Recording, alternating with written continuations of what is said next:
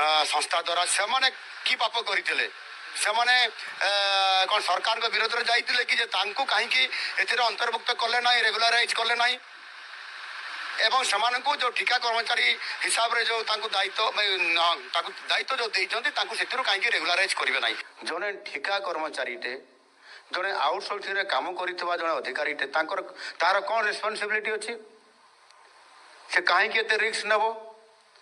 ଏବଂ ସରକାରୀ ଅନେକ ଗୁପ୍ତ ତଥ୍ୟ କଥା ଇଏ ତା ହାତକୁ ପଳେଇଯିବ।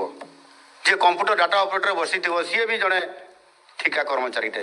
ଯେତେ ଡାଟା ଅପଲୋଡ ହେଉଥିବ କମ୍ପ୍ୟୁଟରରେ ସେ ତା ପେନ୍ଡ୍ରାଇଭରେ ଧରି ଘରକୁ ପଳେଇବ। ସେଇ ଟ୍ୟାକ୍ସ ପେୟର ମନିକୁ ଲୁଟା ଯାଉଛି।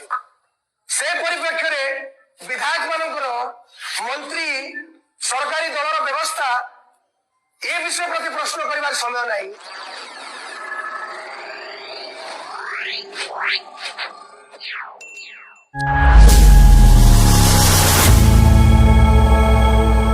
ସଚିବାଳୟଠୁ ଆରମ୍ଭ କରି ଶୌଚାଳୟ ପର୍ଯ୍ୟନ୍ତ ଆଉଟସୋର୍ସିଂ ଏଜେନ୍ସି ମାଧ୍ୟମରେ ଚାଲିଛି। ରାଜ୍ୟରେ ବହୁ ହଜାର ହଜାର ମେଧାବୀ ଛାତ୍ରଛାତ୍ରୀ, ଯୁବକ ଯୁବତୀ ଯେଉଁମାନେ ଦରମା ପାଇପାରୁନାହାନ୍ତି, ଆଉଟସୋର୍ସିଂ ଏଜେନ୍ସି ସେମାନଙ୍କୁ ଶୋଷଣ କରୁଛି। ମାସ ମାସ ଧରି ସେମାନେ ତାଙ୍କ ଦରମା ପାଇପାରୁନାହାନ୍ତି। ସେଠି ସେ ରାଜ୍ୟର ଲୋକପ୍ରତିନିଧି, ଜନପ୍ରତିନିଧି ଯେଉଁମାନେ ସମାଜ ସେବା କରିବା ପାଇଁ ଆଗକୁ ଆସିଛନ୍ତି, ଜନପ୍ରତିନିଧି, ସେମାନେ ଲକ୍ଷ ଲକ୍ଷ ଟଙ୍କା ଦରମା ପାଇଲେ। ଗୋଟାଏ ଦିନରେ ସେ ବିଲ୍ ପାସ୍ ହେଇଯାଉଛି। ଆଉଟସୋର୍ସିଂ ଏଜେନ୍ସି ମାଧ୍ୟମରେ ନିଯୁକ୍ତି ପାଉଥିବା ହଜାର ହଜାର ଯୁବକ ଯୁବତୀ ବହୁ ଦୀର୍ଘ ଦିନ ଧରି ରାଜରାସ୍ତାରେ ଲଢେଇ କରୁଛନ୍ତି। ସେମାନଙ୍କୁ ସରକାର ନାଲି ଆଖି ଦେଖାଉଛନ୍ତି। ସେ ତାଙ୍କ ରାଜ୍ୟ ଦାବି ପାଇପାରୁନାହାନ୍ତି, ସେମାନେ ତାଙ୍କର ହକ୍ ପାଇପାରୁନାହାନ୍ତି। ଆପଣ ଜାଣିଲେ ଆଶ୍ଚର୍ଯ୍ୟ ହେବେ, ଆଉଟସୋର୍ସିଂ ଏଜେନ୍ସି ମାଧ୍ୟମରେ ଯେଉଁ ନିଯୁକ୍ତି ପାଇଛନ୍ତି ସେମାନଙ୍କର ଜବ୍ ସିକ୍ୟୁରିଟି ନାହିଁ, ନିଯୁକ୍ତି ନିରାପତ୍ତା ନାହିଁ, ମ୍ୟାଟର୍ନିଟି ଲିଭ୍ ନାହିଁ।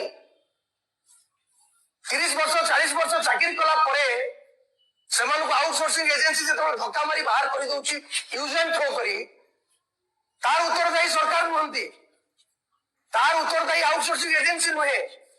ସେ ବିଷୟରେ ଚିନ୍ତା କରିବା ପାଇଁ ବିଧାନସଭାରେ ସମୟ ନାହିଁ ଯେ ରାଜ୍ୟ ସରକାର କାହିଁକି ସରକାରୀ ନିଯୁକ୍ତି ଦଉନାହାନ୍ତି।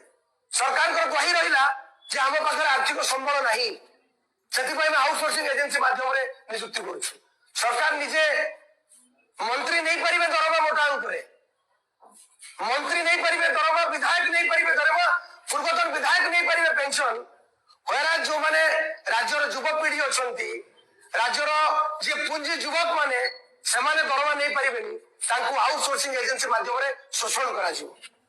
କାହିଁକି? ଏ ପ୍ରଶ୍ନ ଆଜି ଆପଣଙ୍କ ମାଧ୍ୟମରେ ଆମେ ପଚାରିବା ପାଇଁ ଚାହୁଁଛୁ। ସରକାରଙ୍କ ପାଖରେ ତ ଆଉ ନୈତିକତା ଅଧିକାର ନାହିଁ, ସରକାର ଉତ୍ତର ଦେଇପାରିବେନି। ଆମେ ଆପଣଙ୍କ ମାଧ୍ୟମରେ ମହାମହିମ ରାଜ୍ୟପାଳଙ୍କୁ ମଧ୍ୟ ଏ ପ୍ରଶ୍ନ କରିବୁ, ରାଜ୍ୟବାସୀଙ୍କ ପାଖରେ ପ୍ରଶ୍ନ ରଖିବୁ, ମହାମହିମ ରାଜ୍ୟପାଳଙ୍କୁ ମଧ୍ୟ ଭେଟିବୁ। ଯେଉଁଭଳି ଭାବରେ କେଲେଙ୍କାରୀ ହେଇଛି ରାଜ୍ୟରେ ତମାମ ଆଉଟସୋର୍ସିଂ ଏଜେନ୍ସି ମାଧ୍ୟମରେ ସରକାର ଯୋଉ ଲୁଣ୍ଠନ କରୁଛନ୍ତି, ସେ କ୍ଷେତ୍ରରେ ହଉନା କାହିଁକି? ଏ ପ୍ରସଙ୍ଗ ନିଶ୍ଚିତ ଭାବେ ରାଜ୍ୟର ଯୁବକ ମାନଙ୍କର ପ୍ରସଙ୍ଗ, ରାଜ୍ୟର ଯୁବକ ମାନଙ୍କର ପ୍ରଶ୍ନ, ରାଜ୍ୟବାସୀଙ୍କର ପ୍ରଶ୍ନ। ଆମେ ଆପଣଙ୍କ ମାଧ୍ୟମରେ ସରକାରଙ୍କ ନିକଟରେ ଦାବି ରଖିବା ସହିତ ମହାମହିମ ରାଜ୍ୟପାଳଙ୍କ ନିକଟରେ ରଖିବୁ ଏବଂ ରାଜ୍ୟବାସୀଙ୍କ